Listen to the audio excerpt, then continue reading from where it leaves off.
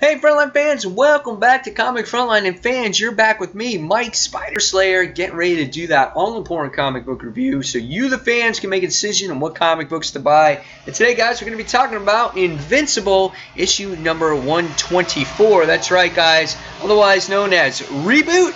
Yeah, no, this is not a reboot, and actually Robert Kirkman confirms that at the beginning of this letters page at the end of this issue.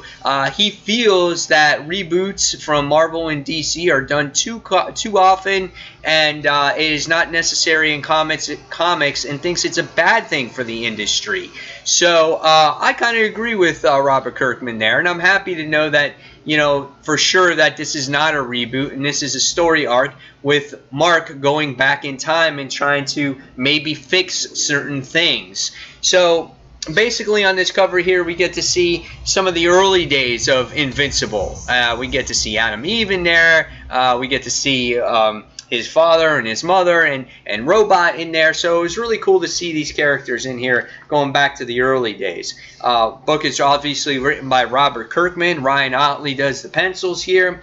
And the artwork was nice in here. There's not any crazy battles or any real alien worlds that go on in this issue. This is Mark really back in time before or right as he gets his powers. You get to see normal city landscapes, nice colors, great facial expressions between all the characters in this particular book. And yeah, this was really nice and really cool seeing him fly up above the clouds and whatnot and getting angry at the situation that he's in. So really cool. So what was this story about?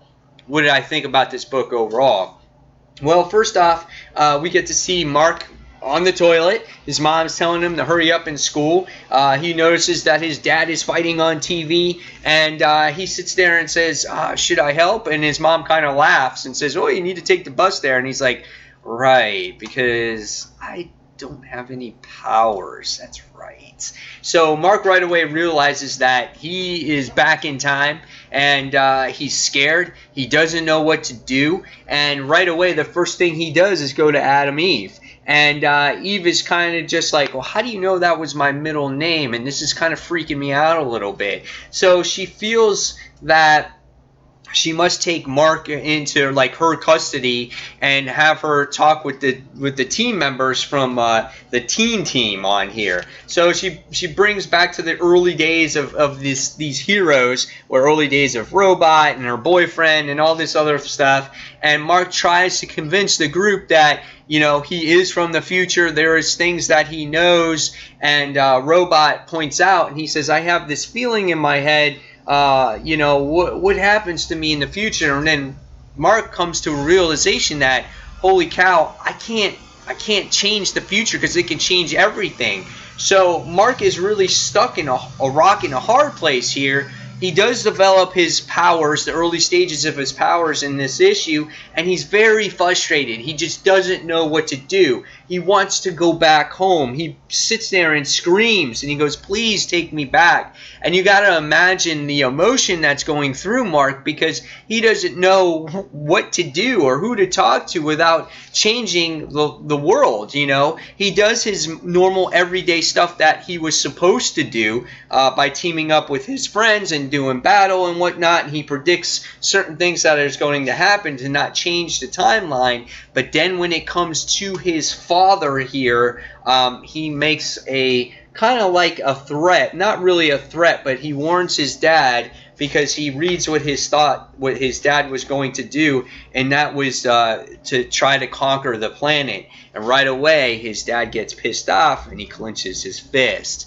So Mark truly knows what's going to happen every day of his life here, and whether he gets involved with certain events or not, you know, it could change how the outcome is in Mark's life. So really touchy situation here for Mark, and how he handles it, I'm not sure, but it's got to be really hard for him right now. So I like this issue. I really enjoyed it. However, I felt it was almost too rushed. I felt like it was a little bit all over the place. Right away he wakes up and it's just like, he leaves his house, he goes to Adam Eve. Next thing you see that he's doing battles and stuff like that.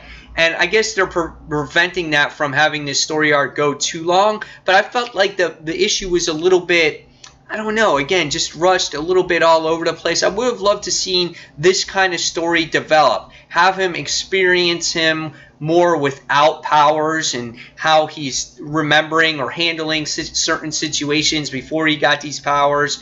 And instead of just like really jumping into like the hardcore portion of the story. So maybe I would have loved to seen maybe a longer beginning to this arc, you know, have some fun with it a little bit before he goes right away into his mission of trying to maybe get back or whatnot, or dealing with his father situation.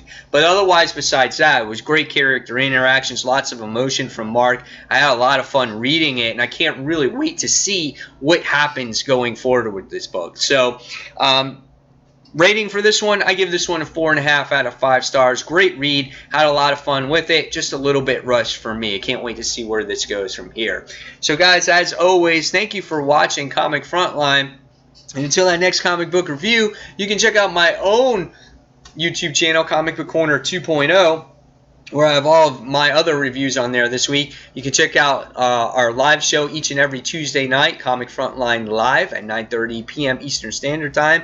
Or you can download our show over on iTunes, which is completely free, and you can listen to it whenever you want. So guys, again, as always, this is Mike Spider Slayer, and thanks for watching Comic Frontline. Take care, guys. See you soon. Bye.